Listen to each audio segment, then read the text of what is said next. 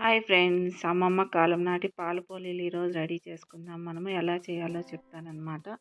నేనైతే చపాతీల పిండి ఒక 10 మినిట్స్ ముందే నానబెట్టి పెట్టుకున్నాను. కొబ్బరి, శనగగింజలు, నూగులు మిక్సీకి కొట్టి పెట్టుకోవాలి. బెల్లము కరగబెట్టుకొని వడగట్టుకొని ఈ మిశ్రమం అంతా బాగా ఉడకబెట్టుకోవాలి, బాయిల్ చేసుకోవాలి. దీంట్లోకి లాస్ట్లో కొంచెం పాలు వేసుకొని యాలకుల పొడి వేసుకొని ఆఫ్ చేసేసుకోవాలి. మళ్ళీ ఆ తర్వాత మనము పూరీలు చుట్టుకొని బాగా కాల్చుకొని పక్కన తీసి పెట్టుకోవాలి. ఈ మిశ్రమం అంతా బాగా ఉడికి ఆఫ్ చేసే లోపల మనకి పూరీలు రెడీ అయిపోతాయి.